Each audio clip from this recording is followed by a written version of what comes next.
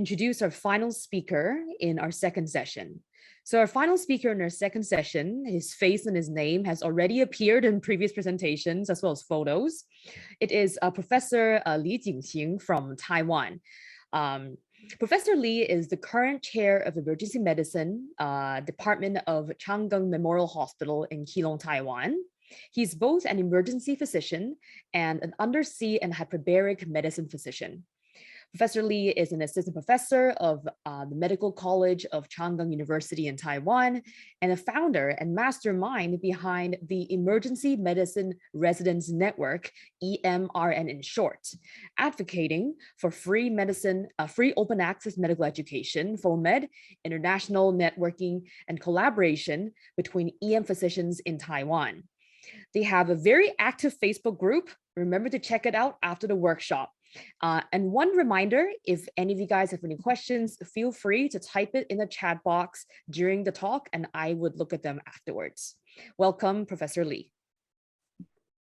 Oh, all right. Thanks, Dr. Pong, for your kind introduction. And on behalf of EMRN, we sincerely welcome you to join our Facebook group this noon, right? Yeah, you are the newest member to join the EMRN. Yeah. And okay, I would like to share my screen. Okay, hello everyone. I'm Dr. Chen Li, currently practicing the Department of Emergency Medicine in Chang'an Memorial Hospital in Taiwan. And thanks the organizing committee of Emergency Medicine Development in Asia Symposium for the opportunity to share our work on Emergency Medicine Residence Network in Taiwan. And glad to meet Clara, Wendy, Sam, Dr. Su, Dr. Ho, and Rolf, and all my old friends in Hong Kong, and hope to go to Hong Kong to join the SSEM next year after all the barriers from COVID-19 pandemic being removed. Okay, first of all, I have no financial conflict of interest to disclose. And here's Taiwan. The population are 23 millions. And emergency medicine became independent specialty and the primary goal in 1998. Currently, there are more than 2,200 board certified emergency physicians. In 2021, there are 49 training programs and 116 residents every year. So averagely speaking, the majority resident numbers for training program every year are 2. So the challenges Taiwan emergency medicine residents face are the majority training programs are small and dispersed. The nature of emergency medicine practice are shift working and rotation training. So these factors hinder resource sharing, peer learning, and resource sharing and networking between the residents and the training program. So how do we increase the connection, collaboration, peer learning of emergency medicine residents between training programs? It is hard to decrease the number of training programs or increase the numbers of residents in order to increase the resident numbers per training program. Actually, it's too political. Every training program, I think that we invest lots of resources and the manpower into this training program. So we deserve residents to be allocated to our training program. So what we think about is, okay, so we try to use social media platforms, okay, to recruiting volunteers from different training programs and to deal with the challenges together. So in 2015, Emergency Medicine Residence Network was launched on Facebook as a Facebook group. Hope to utilize the advantage of social media platforms, easy to use, free of charge, text, photos, videos, contents are inclusive to increase connections, exchange, collaborations between emergency medicine residents. At the very beginning, there are 3 core members to operate EMRN. 3 of us come from 3 different hospitals in 3 different cities in Taiwan. Currently, EMR Facebook group has more than 6,800 members in April 2022.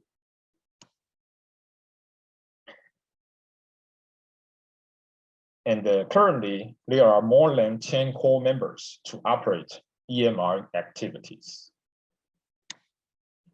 About the structure model of residents association. Actually, we have plenty of models in the United States for we to learn from. First, it's the Emergency Medicine Residents Association in the United States. It's an independent association of emergency medicine residents, which was established in 1974. Actually, it's an independent association with its own president. And the advantage of an independent association is that they can keep their own value. But the challenge is, okay, the association should find their own financial support independently. And in the United States, there are another models. That's it. The committee belongs to an established specialty association. The one is the Resident and Student Association of AAEM, American Academy of Emergency Medicine, and the Resident and Medical Students Council of the Society of Academic Emergency Medicine. Actually, these two groups are the committee of the AAEM as AEM. The advantage is that they may have an smooth and continuous financial support and the specialty support from an independent medical specialty. But the disadvantage would be, okay, they should follow the overall guide and overall purpose of the specialty society. Okay, so finally, for the EMR, we decide that we should be an independent and volunteer-run Facebook group in Taiwan, but not a formal associations. And we still collaborate with Taiwan Society of Emergency Medicine closely in order to keep EMR's activity flexible, innovative, and also support from specialty society, TSEM. And about the members of EMR, not only EM residents, but all professionals, including nurses, EMTs, and the medical students, and other medical specialty physicians, etc., can join EMR Facebook group. This makes the resource input from and dissemination to multidisciplines, which we believe may facilitate the training of EM residents. And any members can post in the EMR group without review nor approval. We try to minimize the barrier and maximize the interaction between members. And there may be concern about some strange posts in the group. We need social media policy to keep things on the right track. It's a balance between openness and conservativeness, liberal and control. We decide to minimize the influence of our personal value on EMR, and EMR should be a platform for EM residents. So the only forbidden posts are, okay, patient privacy being violated, hostile and destructive words, or merchandise selling. So in the past 6 years, almost all members follow the policy, and we rarely delete posts in EMR. Content is king, and the key points of social media platforms. So informative content attract more members to join in. More members lead to more contents being shared in the group. So here are some online activities EM hold in the past. We invite senior EM attending, share their experience on career, family, finance, wellness to first year attendings, and collect all the posts into an online booklet. Therefore, the booklet is a reference guide to young attending physicians. We arrange interviews with emergency physicians during international medical conference, sharing what they see, what they learn in the conference. to colleagues not able to join a conference. We invite attendings from different emergency departments, share experience to first-year residents. The residents may learn from a variety of emergency physicians and emergency departments, regardless of the boundary of training programs. And for emergency medicine among medical students, we initiate a project named Kitchen Run to introduce emergency medicine training programs across Taiwan. And medical students can know more about different training programs, even though they do not rotate to the hospital. And the interaction on social media platforms are not physical. So face-to-face activity are still important to enhance members' engagement. EMR holds several real-world activities. Residents lecture competition. Residents can pick up any emergency medicine related topic and give a 6 minute talk. This enhances one of the key abilities of emergency physicians that be able to elaborate a topic in a short period of time. In addition to domestic networking, we also try to reach out in international conference. In 2016, ASIC Scientific Assembly in Las Vegas, we exchange ideas on how to run a residents association with EMRA, which I just mentioned, the president. And we keep close networkings and collaboration with Hong Kong Emergency Medicine Trainees Network, EMTN.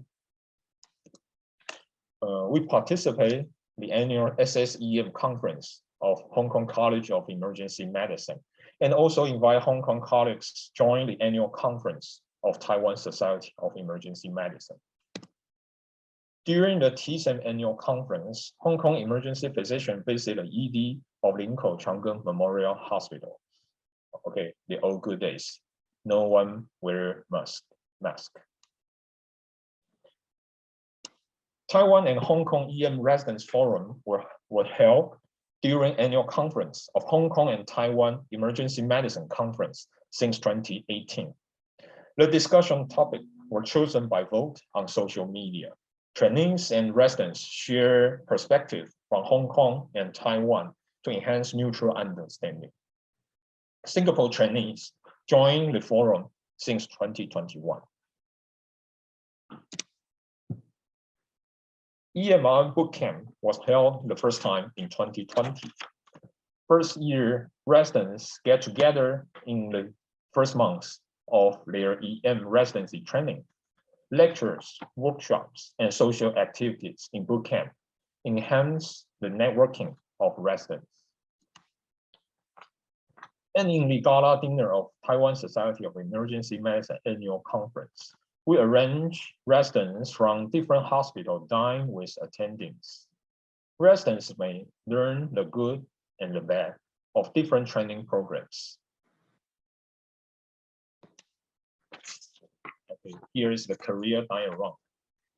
For residents in their last year of training, where to practice after being board certified is crucial.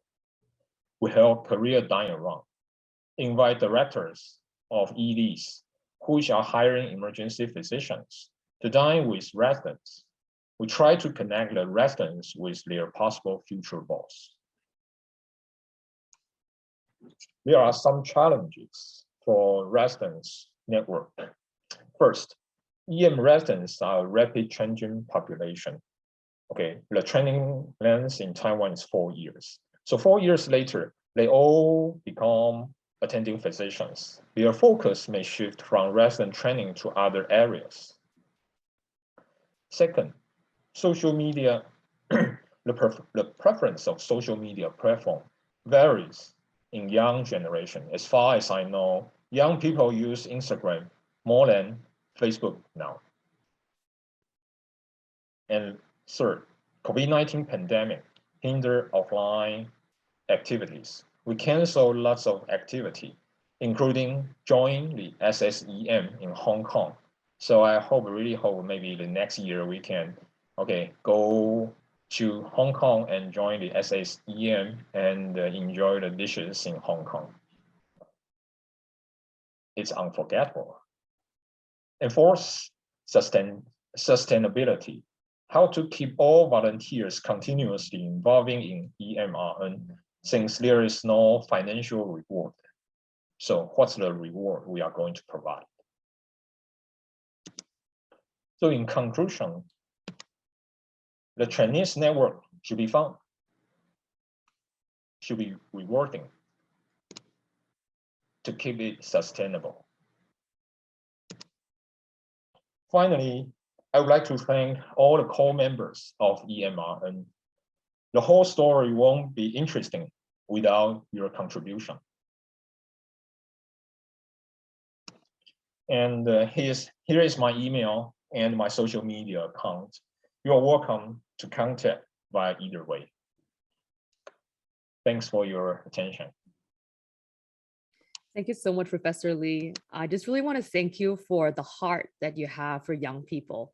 I think it's just really amazing to see you in the photo of all 10 very young EM doctors, and I almost couldn't pick you apart from the rest of them. And I do have a question. So I was wondering, how did you come up with the inspiration of starting this EMRN back in 2016? Because when I saw the Facebook group this morning, when I was a newest member, I would think that behind that, it would be a group of young people, right? The people, the youngsters who grew up with technology, okay, our generation or even younger. So how did you came with this inspiration when you started that?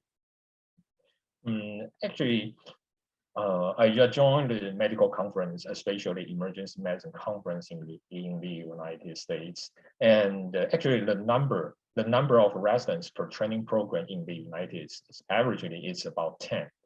So it's about a quite difference in the scale of the training program in Taiwan and in the United States. So I think how do we encourage or enhance our resident training, including the peer learning and or say peer pressure, okay? In the United States, the training program is 10, so there may be lots of pressure or inspiration from their colleagues, their residents. So, but in Taiwan, the number is 2. I think maybe we should do something to change that, to enhance the training and their peer review, their collaboration. So we try to use the platform of social media, to connect them, not only in the EDs, in the training program, but also between training programs. Got it. So I have one question in the chat box. It is from our Professor Colin Graham, in fact. So the question is, thank you for an excellent talk, and so great to see you as in Professor Lee, and thank you for joining us. So yesterday we had a good session on emergency medicine journals. And one of the questions raised was, how do we encourage and interact with residents in emergency medicine? How would you suggest a network such as yours, EMRN, could interact constructively with emergency medicine journals? Wow. Wow, it's okay. I think maybe, if I may, Professor Lee, I have a personal observation, and I just want to share and maybe congratulate our Taiwanese colleagues. Because every time I attend academic conference, they are always in a team, eager to share your research experience.